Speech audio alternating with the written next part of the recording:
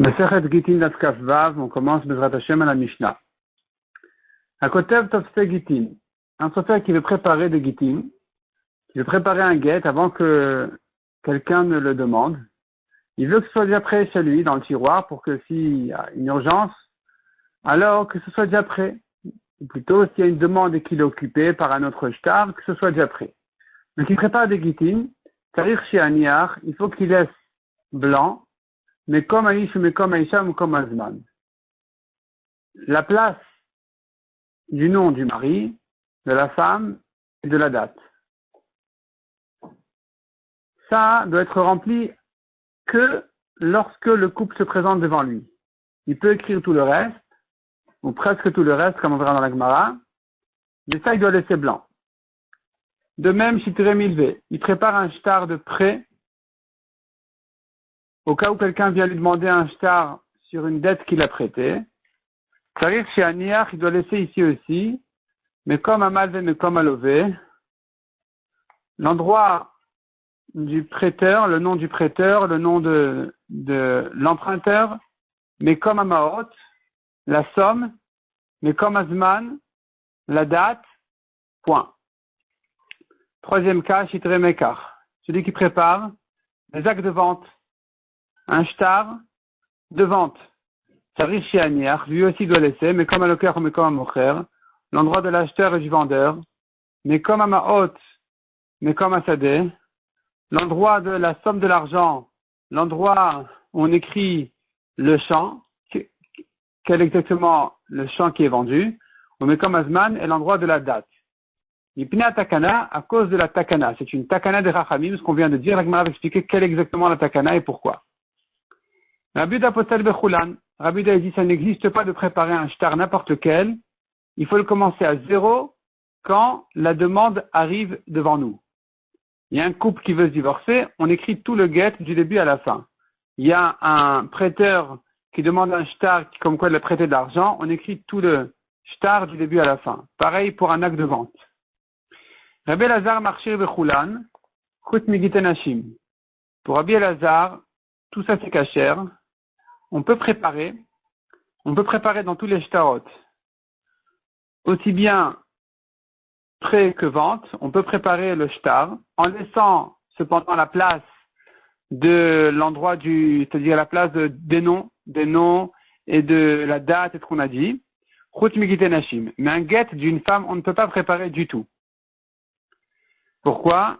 Chez Neymar avec Atav Alishma, il doit être écrit au nom de cette femme-là entièrement.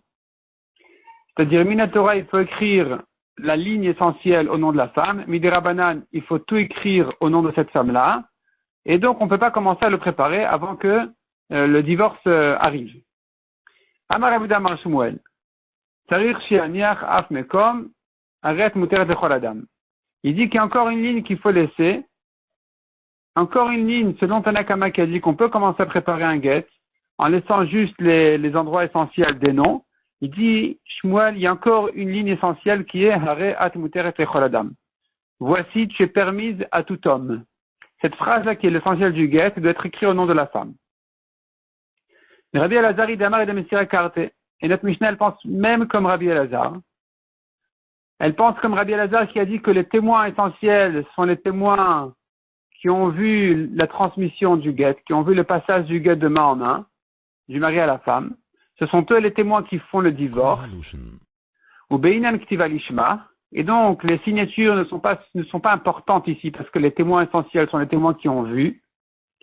Donc, quand la Torah parlait d'écrire un guet au nom de la femme, elle ne parle pas des signatures qui ne sont pas importantes. D'après lui, c'est que Midrabanan pour s'en servir de preuve ou quoi. Mais la Torah, quand elle parle d'écrire un guet Lishma, elle parle du guet lui-même. Et donc, pour Rabbi Elazar, il faut laisser aussi la ligne essentielle, qui est non seulement donc les noms, mais aussi Hare at muteret lechol adam. Utricha. La Gemara dit, il se trouve maintenant, c'est déjà à la troisième reprise que Shmuel nous dit que les Mishnayot elles vont ici comme Rabbi Elazar, et à chaque fois Shmuel nous explique comment les Mishnayot elles vont comme Rabbi Elazar. Dans trois Mishnayot, Shmuel nous l'a déjà dit. Ici c'est la troisième. La première Mishnah c'était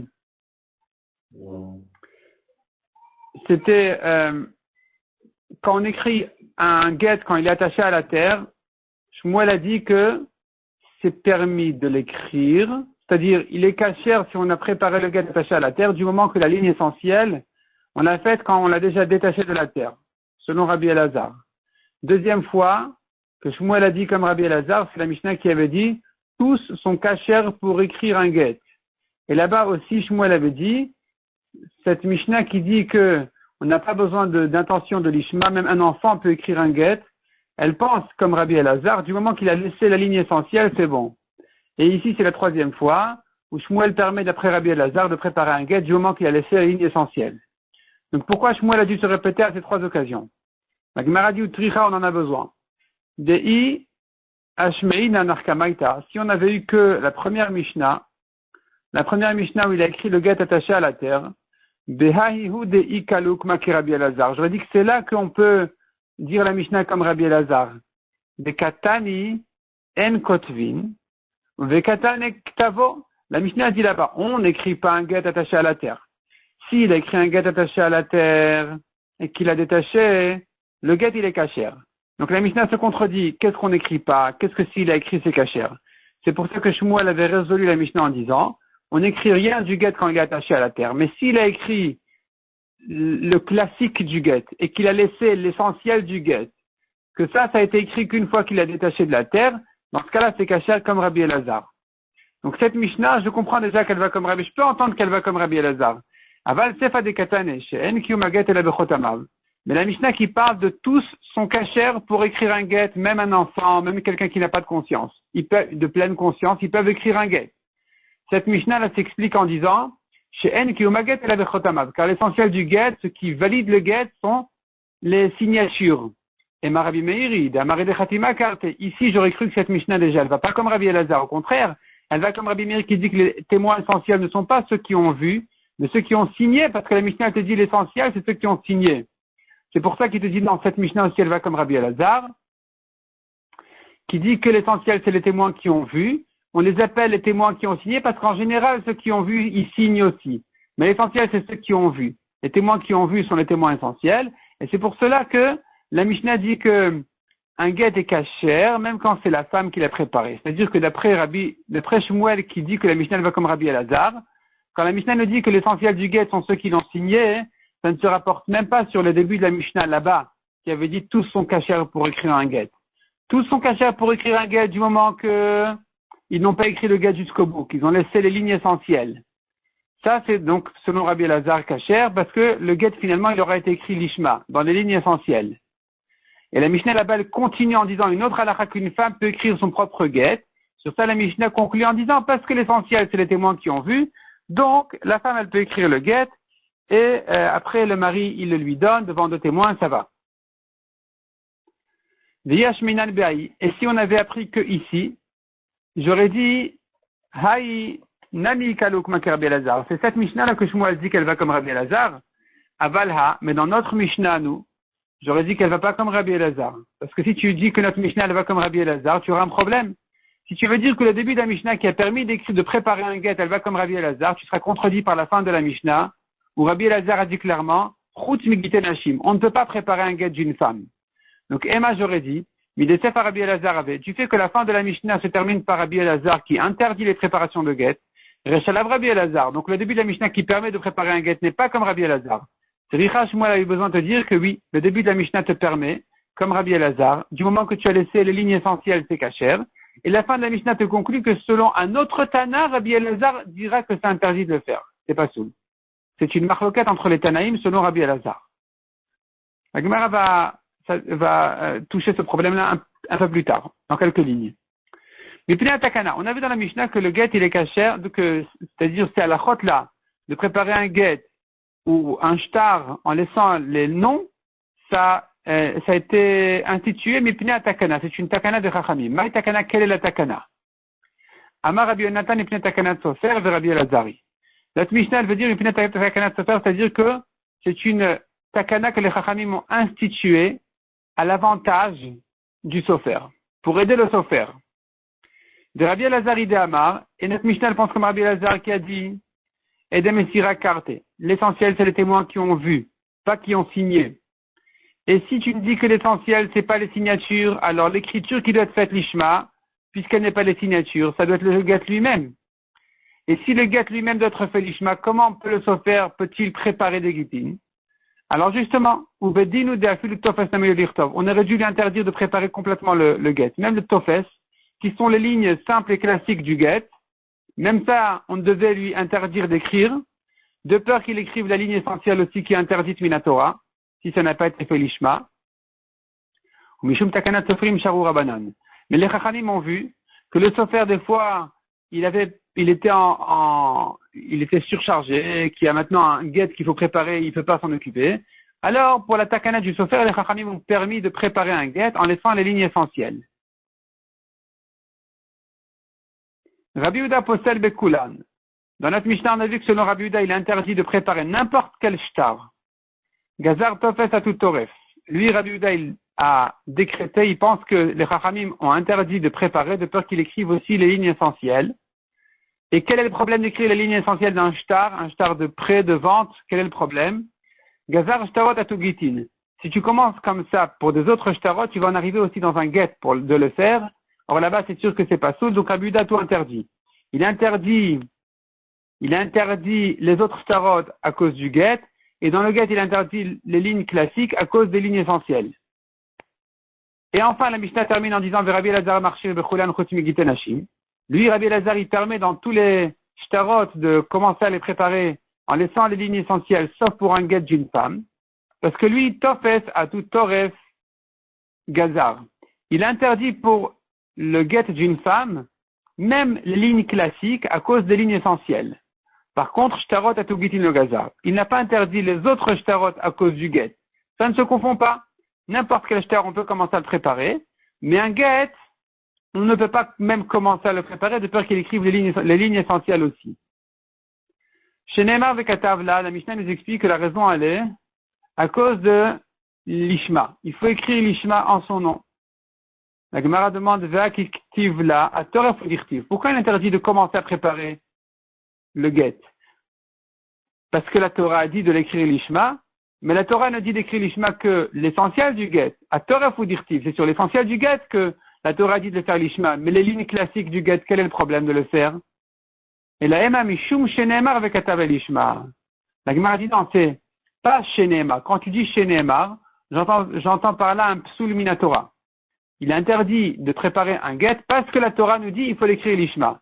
Ça c'est faux. La Torah n'a pas dit d'écrire l'ishma le début du get ou les lignes classiques.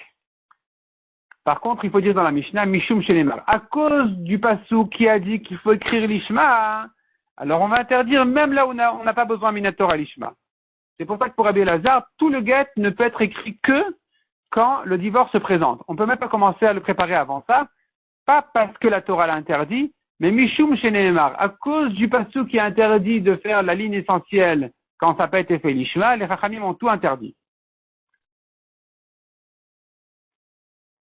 On tourne la page. La Gemara demande Kasha de Rabbi Elazar à Rabbi Elazar.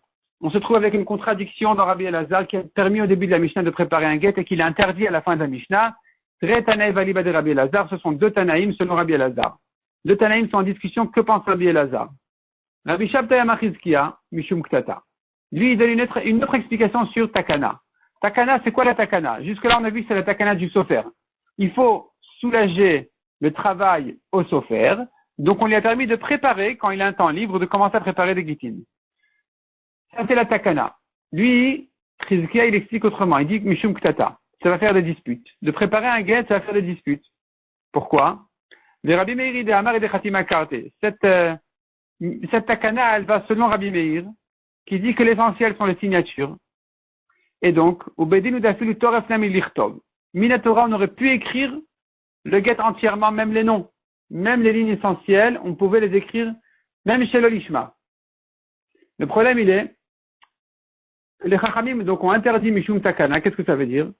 Ça va faire des disputes. Vezimi de Sham ale le sofer de Kakativ. Des fois, la femme, elle entend que le sofer, il a écrit. Il y a quelqu'un qui lui dit, ah, tu sais, c'est intéressant, j'ai vu dans le tiroir du sofer ton nom. Et elle dit, ah bon, mon nom, pourquoi? Ben oui, il a préparé un get et j'ai vu là-bas ton nom. Et je pense que c'était le nom de ton mari aussi. Alors, elle se dit, Donc, zimnin des fois, de chamalé le sofer de kakativ, elle entend que le sofer a écrit son nom. De savra, et elle se dit, ihu ke amarle. Elle se dit, ah bon, mon mari a dû demander au sofer de préparer déjà un guet. De avalak tatabade, ça va faire des disputes. Donc, les chachamim ont interdit au sofer d'écrire les noms, d'écrire donc les noms du guet, mishum takana. À cause de cette takana, là, pour pas qu'il y ait de disputes chez les gens. Rav Chizda maravimi mishum takana tagunot. Troisième takana, troisième explication de takana, dit Rav Chizda, takanat agunot. Ça va faire des problèmes aux femmes qui vont se retrouver sans mari. Comment ça? Alors, nous avons ici deux options. Amri la Rabbi Meir, Amri la Rabbi Elazar. Soit ça va comme Rabbi Meir, soit comme Rabbi Elazar. Amri la Rabbi Meir. On dit comme Rabbi Meir, de Amar Ebe Khatima Karte. Lui, Rabbi Meir qui a dit l'essentiel, c'est les signatures.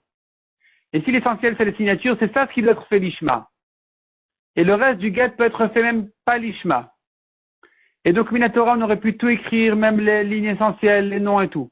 Donc, on aurait pu tout écrire le guet, même chez le l'ishma. Et si maintenant le sofer a préparé le guet entièrement avec tous les noms, alors il se peut que ce mari-là, il a un jour une dispute avec sa femme, Vera Tachala, il s'énerve sur elle, et lui jette le guet, elle se retrouve toute seule, la pauvre, divorcée, alors qu'il n'était pas en état de la divorcer, mais comme le guet était déjà tout prêt, alors il lui a jeté dans son énervement, il lui a jeté le guet.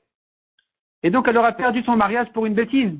C'est pour ça que les Chachamim, donc, pour cette takana de Agunot, que la femme ne reste pas Aguna, pas vraiment Aguna. Elle a le droit de se remarier, mais elle ne va pas forcément trouver un nouveau mari. Elle va se retrouver donc divorcée sans mari. À cause de ça, les Chachamim ont interdit au sofer d'écrire les noms.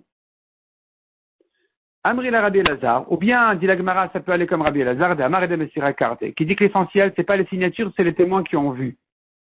Ce sont eux qui font le divorce. Et donc, d'après lui, l'écriture du guet qui doit être faite l'ishma, c'est le guet lui-même. Et donc, on aurait dû interdire tout le guet. On aurait dû interdire de commencer à préparer le guet avant que le couple se présente devant nous. De peur qu'il écrive les lignes essentielles qui sont interdites minatora. Mais des fois, le mari, il a un voyage urgent. Il ne trouve pas un sofer. Et donc, il a un voyage urgent. Quand je dis un voyage urgent, ça veut dire qu'il doit partir au loin. Il ne sait pas quand il va revenir. Il ne sait pas si il va revenir. Il ne sait pas comment il va revenir. Il va se retrouver maintenant quelques années à l'étranger. Peut-être qu'il va trouver là-bas un bon travail, qu'il voudra s'installer là-bas et se marier là-bas. Peut-être qu'il va mourir là-bas. Peut-être qu'il va tomber malade et qu'il ne sera pas en état de revenir. Peut-être qu'il voudra rester là-bas 15 ans et que la femme veut se marier entre-temps. Bref, il aurait voulu divorcer sa femme ici. Et donc, il ne trouve pas de sofer. Il n'y a pas de guet. Alors, Veshavikla Ve'azil, il la laisse comme ça, il s'en va en disant, bon, j'espère revenir d'ici 6 mois. Ou Me'agenu Motivla, finalement là-bas, il s'attarde, et il revient pas, et la femme, elle reste comme ça bloquée. C'est pour ça que les Chachamim ont permis plus que ce qu'il aurait fallu. Minatora, selon Rabbi Elazar, on aurait dû tout interdire, parce que lui, il pense que ça doit être écrit absolument l'ishma, les lignes essentielles. J'aurais dû donc interdire les autres lignes midérabanan. Mais puisqu'on craint ce problème-là, que le guet ne soyant pas préparé, on ne trouve pas de guet et le mari doit partir, alors elle va rester comme ça à Gouna, parce qu'il va partir, il va la laisser sans guet. Alors les Chachamim ont exceptionnellement permis au sofer de lui préparer des guitines, de lui préparer le tofes, de préparer un début de guet de manière à ce qu'on puisse facilement compléter les lignes qu'il faut en cas d'urgence. On a vu encore qu'il faut laisser la date. On ne peut pas remplir la date en avance, il faut laisser la date du guet. La Gemara dit dans tous les guitines, j'entends par là qu'il faut laisser la date. Kapasik Betane, la Mishnah a tranché à enseigner, dans tous les cas on laisse la date, Loshna mina nisuin, veloshna mina erusin. Peu importe si c'est un guet qui vient divorcer une femme mariée, ou si c'est un guet qui vient divorcer une femme qui est fiancée en Kiddushin. Dans tous les cas, la date doit être à jour, pas en avance. Il faut une date et qu'elle soit mise à jour. Bishlam amina nisuin, ça va pour une femme mariée, je comprends qu'il lui faut une date à jour. Ben leman damar mishum batachoto, ika. Ben leman damar mishum pere, ika. La Gemara nous rappelle ici une marloquette qu'on a vue à Didapim, Pour quelle raison les Chachamim ont institué d'écrire la date dans le guet? On a vu là-bas deux raisons. Soit Mishum Batachoto, un homme qui s'est marié avec sa nièce. Si sa nièce a trompé, et donc elle est condamnée à mort au Bedin, alors lui qui veut la sauver de la mort parce qu'elle est quand même aussi la fille de sa sœur, sa proche de famille, et donc il lui donne un guet, soi-disant qui a été donné avant la Havera, pour qu'elle dise qu'elle était déjà divorcée et qu'elle se sauve comme ça de la mort. Les Chachamim donc ont institué d'écrire la date à jour dans le guet de manière à ce qu'il ne puisse pas la sauver comme ça. Ça c'est Mishum Batachoto, à cause de sa nièce. Et cette raison-là, elle est valable aussi pour un guet qui aurait été donné après le Kiddushin. Parce que si elle a fauté après le Kiddushin, elle aussi, elle est Chayavet Mita, elle est condamnée à mort, et que son mari voudrait la sauver, il lui aurait écrit le guet, donc il faut que la date soit à jour. En tout cas, cette raison-là de Batachoto, elle existe certainement pour une femme mariée, après le mariage. Ben leman damar mishum pere ika. Selon celui qui dit que la raison du zman dans le guet, c'est à cause des fruits, si le mari va manger les fruits du champ de sa femme, et que elle vient dire, mais j'étais déjà divorcée, il a continué à manger les fruits, il doit me les rendre. C'est pour ça qu'il faut faire attention que la date soit à jour, de manière à ce qu'elle ne récupère pas des fruits, alors qu'il est encore marié. Le guet a été donné que plus tard. Le mari lui dit, mais non, mais je t'ai divorcé que 3 mois après. Elle dit, mais alors voilà la date du guet. Elle est sur Pessah. Pourquoi tu me dis que tu m'as divorcé en Tammuz? Et il n'a rien à dire. Il n'a rien à dire. Donc il faut faire attention que la date du guet soit à jour. Ça c'est pour une femme mariée, où le mari a le droit aux fruits, et que donc on risque de se retrouver dans ces problèmes-là. Et la minère aussi, mais si la femme n'est pas encore mariée, alors Bishlam Alemandama Mishum Batachotoïka. Ça va d'après la raison qui dit la nièce, ça existe aussi depuis les Kiddushin déjà. Parce que si elle a fauté, elle est condamnée, le mari voudrait la sauver, il va pas lui écrire de Zman, ou il va écrire un Zman en avance pour faire soi-disant qu'elle était déjà divorcée. C'est un problème qui existe là-bas aussi, ça va, je comprends. Et là, les mandamar mishum pere, mais celui qui dit que la raison c'est les fruits, Aroussa mit la pere, est-ce que pour une Aroussa, une fiancée en Kiddushin, est-ce qu'il y a des fruits là-bas? Est-ce que le mari il a droit aux fruits? Il n'a pas droit aux fruits. Est-ce qu'elle a des fruits à réclamer de son mari? Non, parce qu'il n'avait même pas le droit de commencer à les manger. Donc de quoi tu parles ici? Qu'elle va réclamer des fruits que le mari a mangés quand il était marié, alors que finalement, elle va dire qu'il était divorcé, et en réalité, elle n'était pas encore divorcée, il y a eu une erreur sur le Zman, etc. Non, ça n'existe pas ce problème pour une Aroussa. Donc pourquoi la Mishnah dit que dans tous les cas, il faut laisser le Makom Azman, l'endroit de la date? Répond la Gemara Marav Amram. Hamil Tashamit Mina Deula. Cet enseignement-là, je l'ai entendu Deula. De Amar Mishum Takanat Vlad.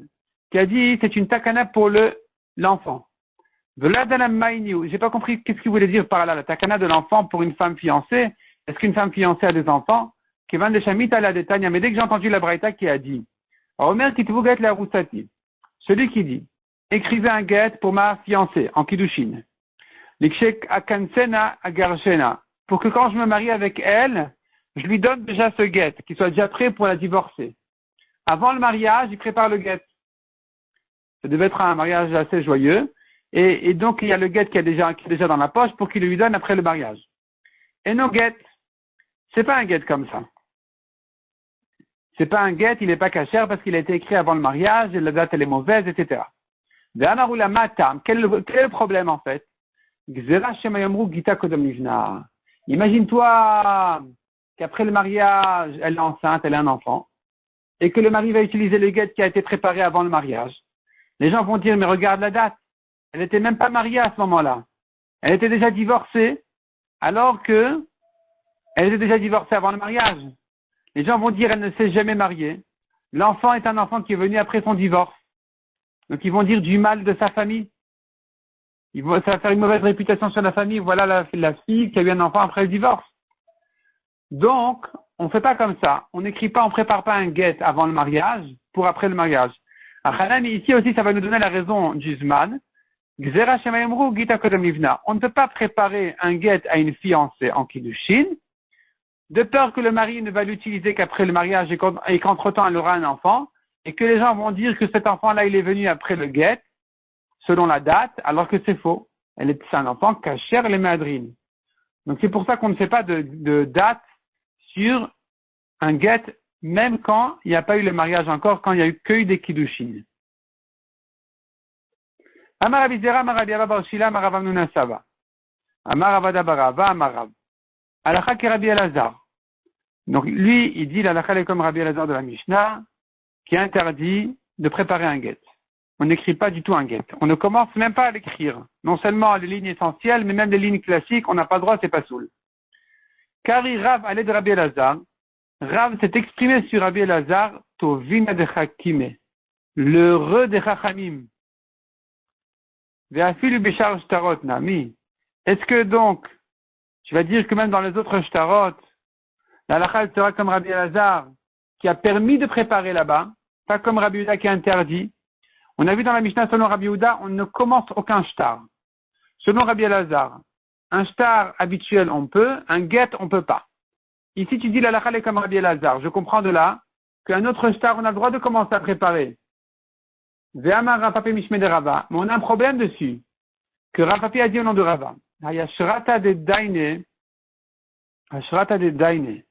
Ça veut dire quand les Chachamim, ils viennent confirmer un shtar en disant on a vu les signatures, on a reconnu que les signatures sont vraies, c'est un vrai shtar, et nous signons nous trois juges. Ça s'appelle Ashrata de daine, les trois dayanim qui tamponnent le shtar, qui confirment le shtar. Des mirteva. Si ça a été écrit, rédigé, sans les signatures des juges, mais kamed de sade, avant que les témoins ne viennent reconnaître et témoigner leur signature, achatimat yadayou, avant qu'ils viennent témoigner sur leur signature, psoula. C'est-à-dire comme ça. Le sofer a préparé le shtar, il écrit voilà, Réhouven a prêté à Shimon, temps et temps, Shimon doit lui rendre l'argent à telle date, et donc il y a les témoins qui signent, et le sofer, avant de voir les juges, il commence déjà à préparer le témoignage des juges, comme quoi ils ont reconnu les témoins. Donc le sofer il continue à écrire de lui-même, voilà, nous, un tel, les juges, nous avons reconnu les signatures. Il laisse du blanc, il laisse comme ça ouvert, de manière à ce que les juges vont recevoir le témoignage sur les signatures et vont signer en dessous.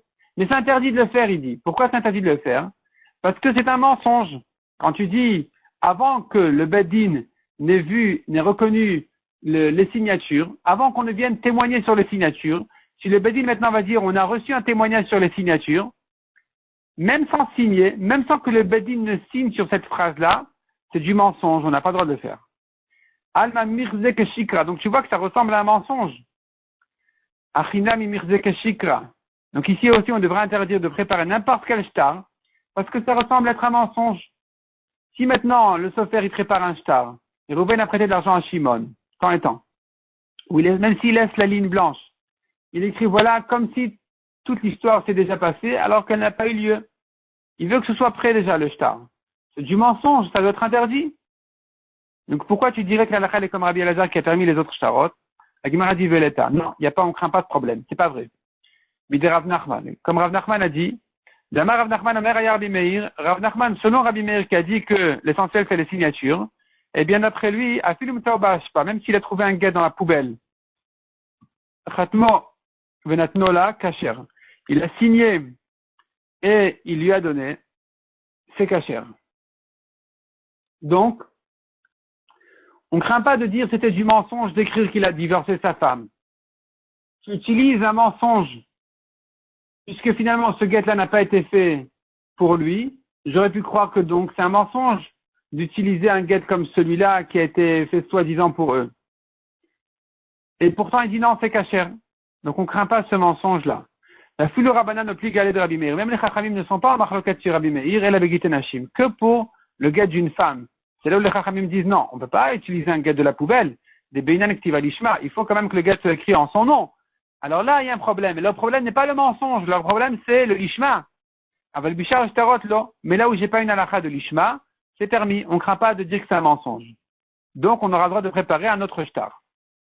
La Maravasi Marabi Yochanan, shtar shelava bo prao, un shtar qui était un shtar qui était écrit sur un prêt, qui a été remboursé. Et non choser velo vebo, il ne peut pas le réutiliser. C'est-à-dire comme ça. Et Reuven, il prête de l'argent à Shimon, et il écrit un shtar. Shimon écrit à Reuven, je t'ai emprunté de l'argent. Je reconnais que je t'ai emprunté de l'argent. Shimon, 2 heures après, il vient chez Reuven et dit, tu sais quoi? Je te rembourse. Voilà. Il lui rend l'argent. Et Reuven a gardé le shtar. Au bout de quelques minutes, Shimon lui dit, tu sais quoi? Non, finalement, j'ai eu besoin. Prête-moi. Alors Reuven lui dit, mais écris-moi un nouveau shtar. Shimon lui dit, quel est le problème? Utilise ce premier shtar. La date, elle est bonne, les noms sont bien, la somme, elle est bien, aucun problème. C'est interdit. Shtar chez la Vabo, un shtar qu'il a utilisé pour une dette, qu'il a emprunté avec, ou pour AO et qu'il a remboursé, et non choser velo vebo. Il n'a pas le droit de réemprunter avec sur ce même shtar-là. Chez Kvar Nimchal Shibudo. Parce que ce shtar-là, il est déjà périmé. C'est-à-dire que dès que j'écris un shtar, je reconnais que je te dois de l'argent. En fait, en reconnaissant que je te dois de l'argent, j'ai hypothéqué tous mes biens. Et là, dès que je t'ai remboursé, l'hypothèque a sauté. Si maintenant je t'emprunte sur ce même shtar-là, c'est un shtar qui est déjà périmé, je ne peux pas l'utiliser. Tu pourras pas plutôt, le prêteur n'aura pas le droit de prendre des terrains hypothéqués parce qu'ils ne sont plus hypothéqués. Sur ce shtar-là, on n'a pas d'hypothèque dans ce shtar-là sur la nouvelle dette que sur l'ancienne. Donc on ne peut pas l'utiliser. La Gemara dit, Tama, la raison pour laquelle on ne fait pas ce shtar, des nimchal shibudo, c'est parce que ça y est, comme on a dit, il est périmé, il ne veut pas utiliser le shibud, l'hypothèque de ce shtar-là. Aval mishum shikra lo shinan. Mais le problème du mensonge, on ne le craint pas. On aurait pu dire ici que ça ressemble à du mensonge d'utiliser un ancien shtar sur une nouvelle dette. Et pourtant, on ne craint pas ça. Donc, pour la même raison, on aura le droit de préparer n'importe quel shtar comme Rabbi Elazar, sauf le guet d'une femme qui a besoin d'être écrit l'ishma.